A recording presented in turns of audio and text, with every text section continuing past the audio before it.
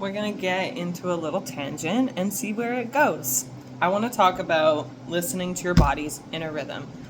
And on another note, fuck what the world says, because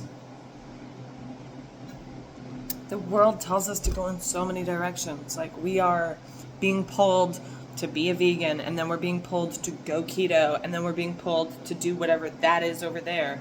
And then on another note, you should do yoga, you should do Pilates, you should go to the gym, you should work out more, you should run, you should, and all of these like shoulds, we just should on ourselves, and nobody should shit on themselves, because you know what that sounds like.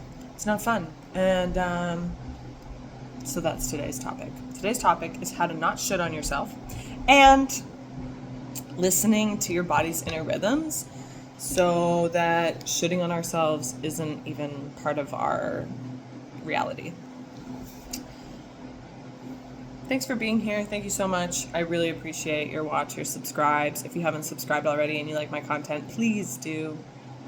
I am working real hard to make this my one way to give you guys what you deserve, which is like prosperity, abundance, and wealth, and how to pave the path there. And that's hopefully what I'm doing for everybody that visits my channel, is just like helping them lay down another brick to that beautifully paved road to wealth in all areas of life. And so to resume, where was I? Oh yeah, listening to our body's inner rhythm. Okay, so how do we do that? How do you listen to your body's inner rhythm? Okay, so if you haven't already, I had a YouTube video that I just put out this morning, actually, that was about how to meditate. It wasn't how to meditate, but it was basically like nipping the struggle of meditation in the bud. And I find that struggle with anything, whether it's your diet, whether it's the routine that you have, or working out, what's another area of focus? Career. Like for me right now, I have been struggling on trying to figure out what direction to take my passions and my purpose and my services. I run a business. We are limitless. I offer services for self-mastery, emotional mastery. I've just re-identified what my niche really is. So, but this is all personal stuff that's side noting and taking us down a rabbit hole that I wasn't intending to go on. So we're going to backtrack. Listening to your body's inner rhythm requires you to get quiet enough to hear what's going on. That means that if you are running autopilot and have too much chaos, and you're just like running the same loop every day, taking the same way to work, going to the same job, drinking the same cup of coffee, that means that you're probably not leaving room in your routine to listen to the flow, listen to what your body actually needs and wants. This morning, I've been trying to get into a routine. I'm freezing, you guys, so I need to also, I'm so upset. I put this stupid pink shirt on, and I forgot to wear a bra. Oh my god.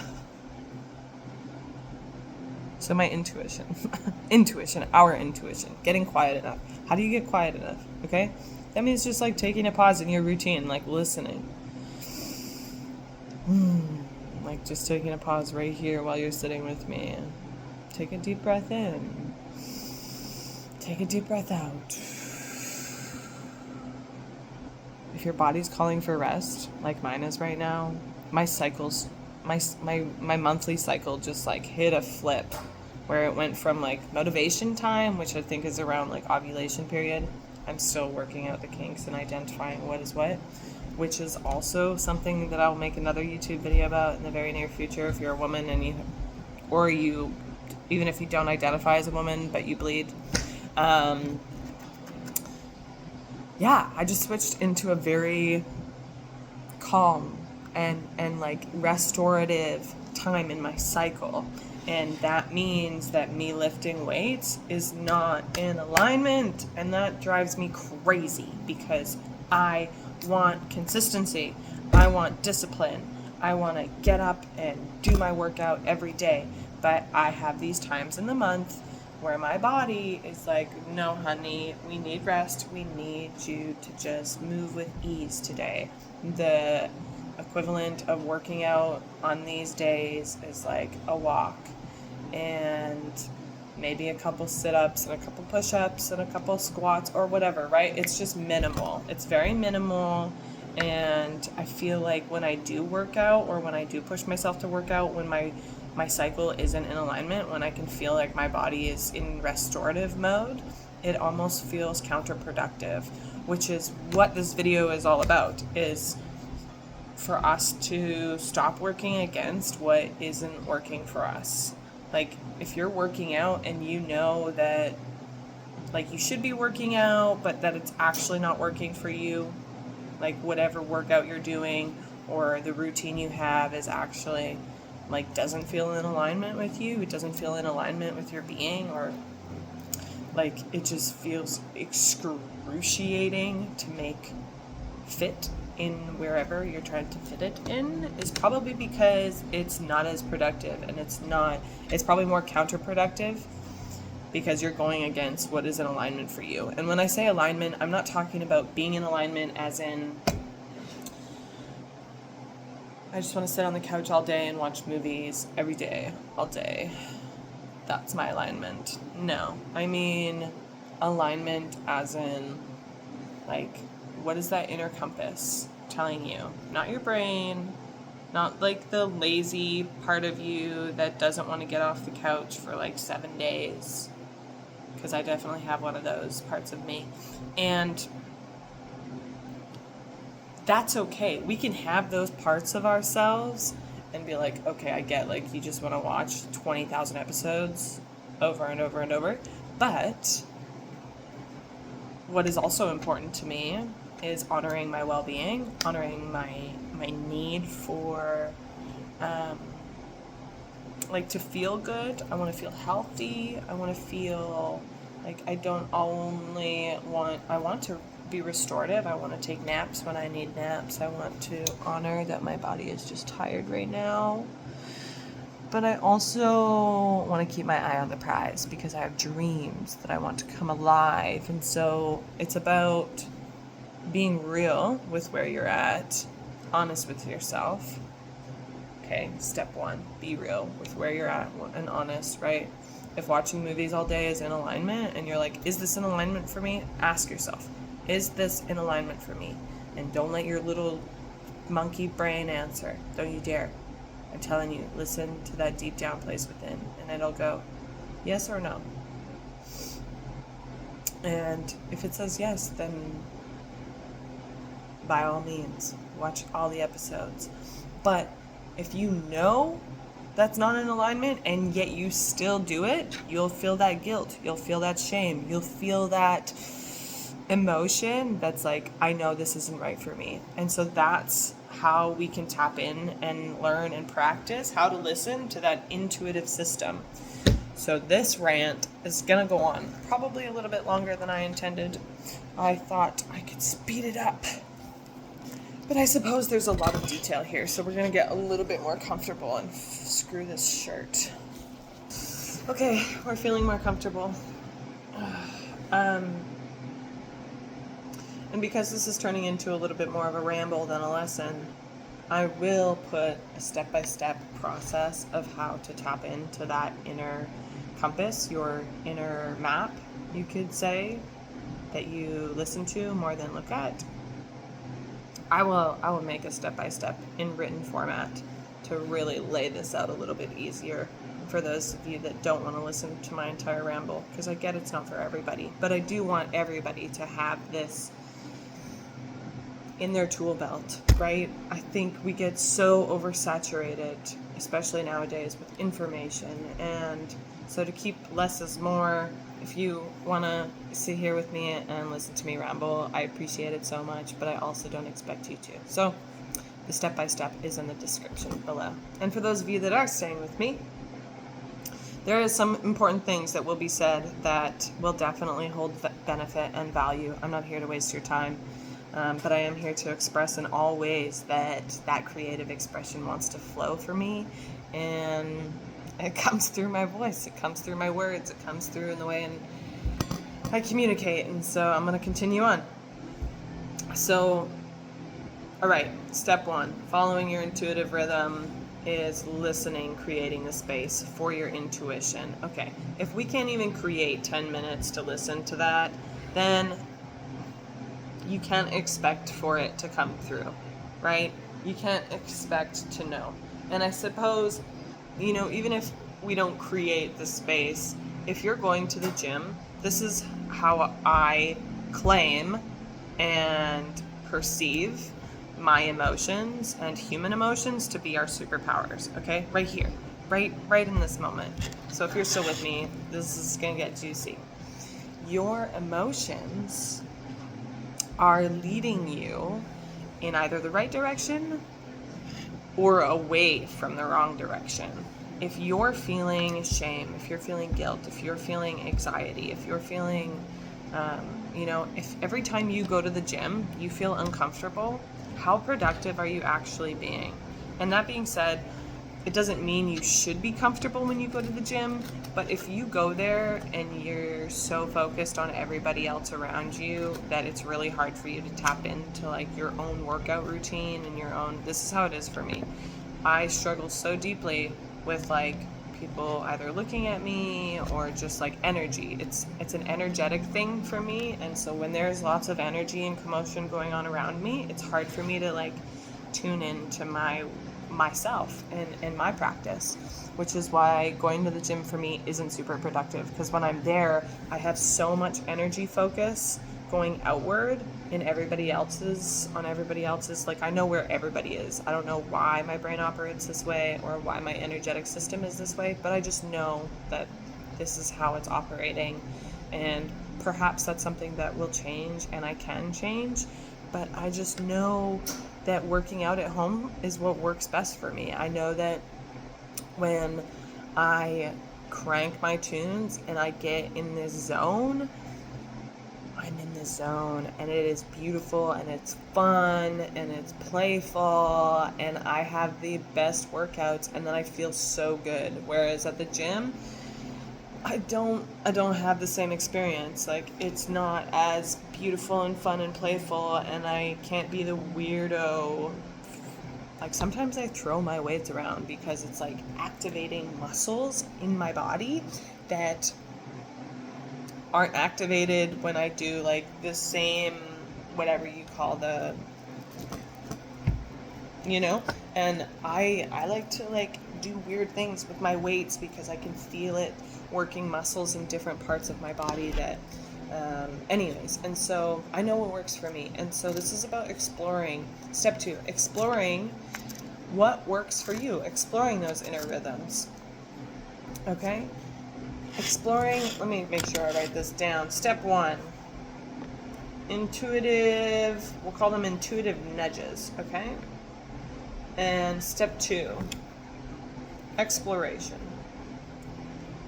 Right? Exploration is about becoming aware of of that intuition.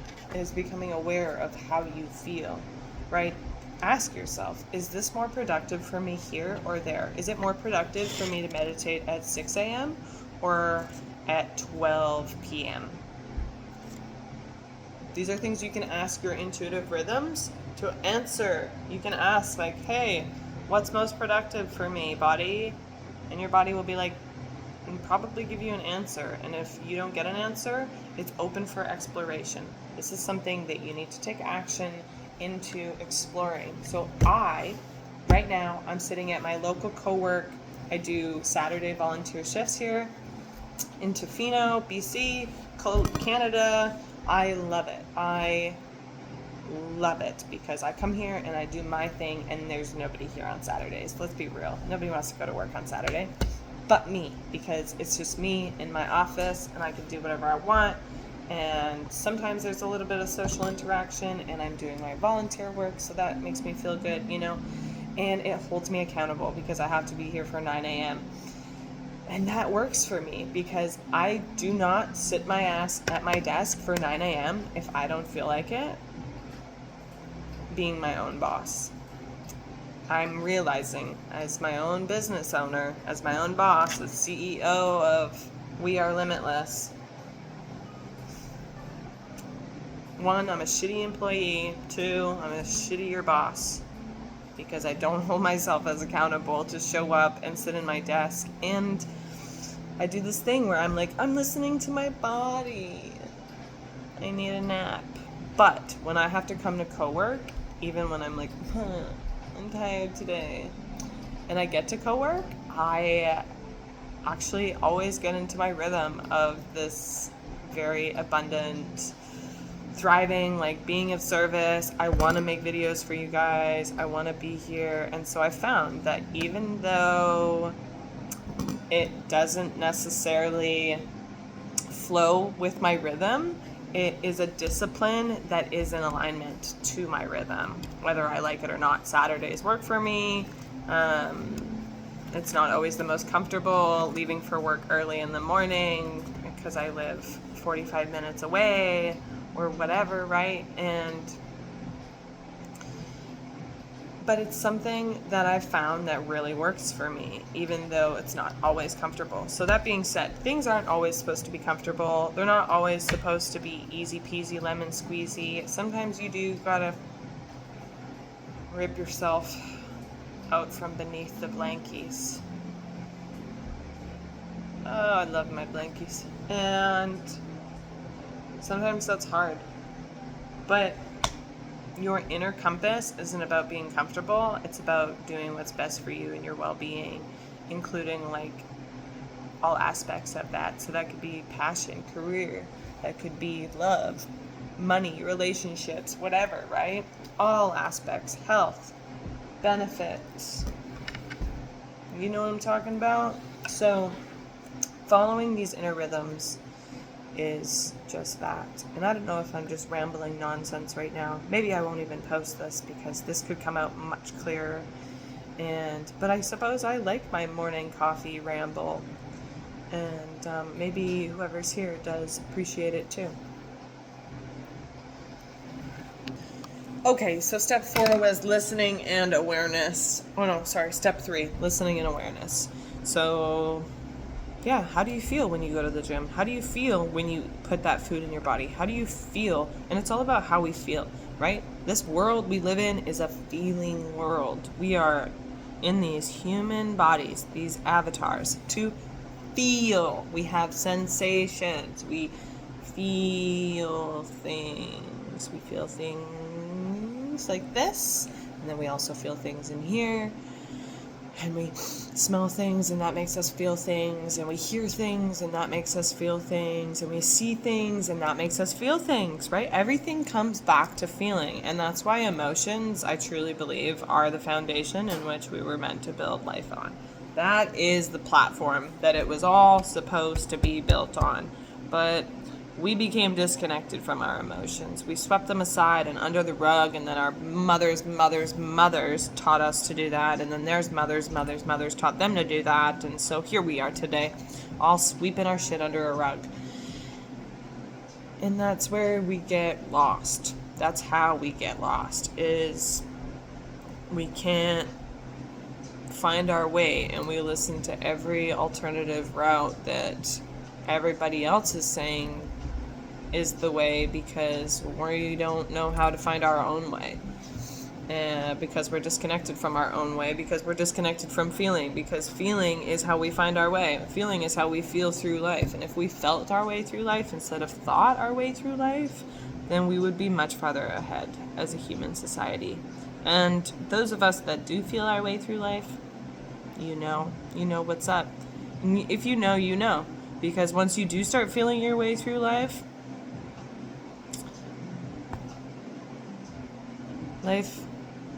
gets easier. Maybe not easier, but it gets simpler. And you're like, oh my gosh, it's really easy for me to navigate when I feel my way through life.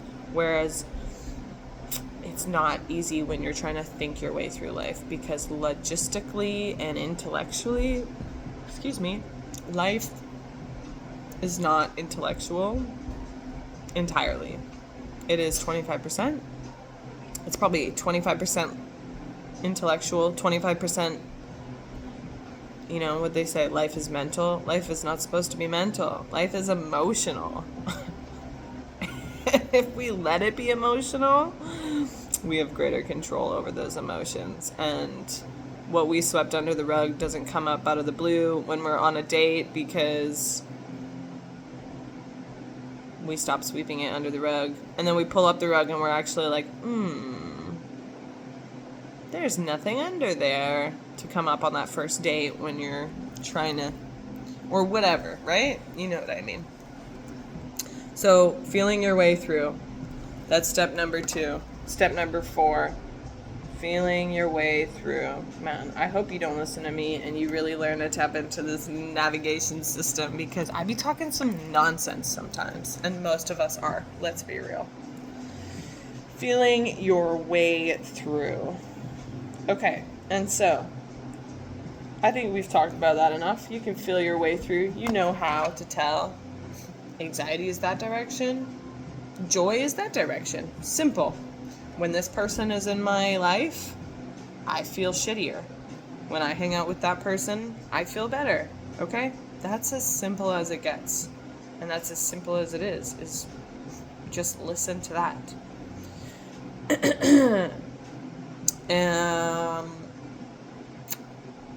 And that will lead us forward. Okay? And then I think number 5 would be to not get lost in the comfort zone. Okay? Because if we want to feel comfortable all the time, that's not what this is about. It's not about feeling comfortable. It's just about feeling better. It's about feeling better in whatever direction life is going. Okay? There are these headlights really freaking with my vibe right now. Okay? Get out of here, dude. Can you find a place to park that's not in my eyes? Okay, perfect example. This mother effer, his headlights were coming through the window. He gets out of the truck, leaves them on, and I am blinded by the light, quite literally. And so my initial reaction is that mother, right? And then I check myself because I'm like, wait. I don't actually feel good when I get angry. It doesn't feel good to get angry. It doesn't feel good to get upset and like tripped up over somebody's headlights affecting my vision for the next 5 minutes. I mean, it is disruptive and it's a little bit uncomfortable, and he's about to get back in the vehicle and do it again. But it feels better for me to, like, sure, express the way I'm feeling, but then check myself and allow myself to laugh at what I'm taking so seriously, and not to let these emotional responses and these emotional reactions take away that inner peace or that inner comfort or that joy, right? Like, I'm having a good time. I'm here with you guys. I'm making my videos. I'm enjoying myself. I'm comfy. I'm cozy. I'm a little bit cold, actually, but I'm not gonna let the headlights that are still burning my retinas make me feel any differently, because that would be giving it power. And if there's anything I've learned about this feeling journey, is to not give anything your power. Okay? Step 5. Don't give your power away. You know how you don't do that? You look at all the things that you give your power to, and so they'll start coming up for you. If you want to get real with yourself about this area of life, and we'll make a totally other video for this. Every time you get angry, every time you get frustrated, every time you feel anything but inner harmony, and anytime you let something disrupt your inner harmony and your comfort and your joy, anytime you give that away to some external circumstance or person, that's giving your power away. Oh, I have made a video about this actually. Every time you let that thing get to you, that's giving your power away. And so if you don't want to give your power away anymore, and better yet, let's just stop. Let's just stop giving our power away. You become aware of what you give your power away to. Okay, and this is all coming back to leading with that inner compass, which is your emotional body. Your emotional body is the inner compass that is leading you. Okay, and how do you want that emotional body? What's your emotional foundation? Is it gratitude? Is it happiness? Is it inner peace? For me, I have been really trying to regulate the nervous system, and that means calm, ease. That means being at ease with myself. That means not being in a stress response from the minute I wake up. That means taking a deep breath here and there, and like not putting so much pressure on my shoulders because I have to carry the whole weight of the world, which I don't. I just like think I do.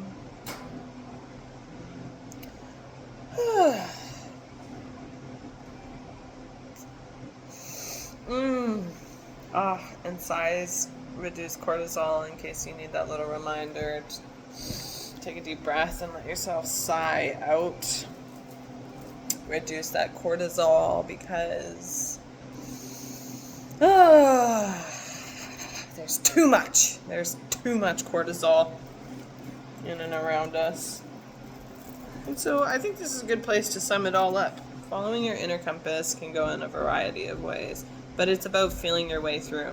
And if you'd rather feel inner peace and harmony than stress, stop letting the external world stress you out. Okay, that isn't always easy to do, and we have countless external happenings that make that really hard. But you choose where your focus goes. You choose what you put energy into. And if you're giving energy dollars, that's what we call it. If you are giving energy dollars to the driver in front of you for driving like a piece of poo, whose problem is that really? Like, I get he's being a piece of poo driver, but they're just going to exist. There's plenty of them. We already know they're on the road. We already know not everybody's perfect. We already know somebody could be having a bad day and you have no idea what's going on. But us feeding energy into that circumstance because we want to get home faster, or because they cut us off and almost hit our car. Yeah, obviously that was out of line, but how much are you going to feed into it that isn't worth feeding into it? And so all of these are very good tips and tricks and things to ask yourself of following that inner guided system. And just asking yourself, is this worth it? Is this worth me putting energy into? Is this worth disrupting my little peaceful bubble in my car? Is this worth, and then with that too, where am I falling short? So if there's anything that's really going to help you tap into this inner guided system, this map, is asking yourself a set of questions. 1, where am I not being honest with myself? Okay. Question number 2, does this routine, workout, friend group, diet, fill in the blank, align with my life or where I want my life to be or how I want my life to feel? Okay. Question 3, where am I not listening to my intuition? Where do I fall short? How does my day-to-day life make me feel? And how do I want it to feel? Is number 4. Number five, what am I giving my power to that doesn't deserve my energy? Where am I feeding energy into that isn't feeding me or is actually a disadvantage to my being? And if we look at these questions, excuse me. Sorry, my protein powder is giving me gas. These questions all align with the 5 steps in which I have mapped out here. Okay. Which I will all put in the description to make it really clear, and I'm not going to drag on this video anymore. If you're here, thank you so much for sitting with me and going on this little ramble and helping me discover what this is all about. I will make a refined video of this process that is much more direct, clarified, and easier to sit through. This has just really been my morning coffee and ramble. So thanks for being here. If you're here, I love you so much. Please don't forget to give it a like, subscribe. Please drop me an emoji in the comment section. Let me know how this made you feel. And I love you all. Enjoy the rest of your day.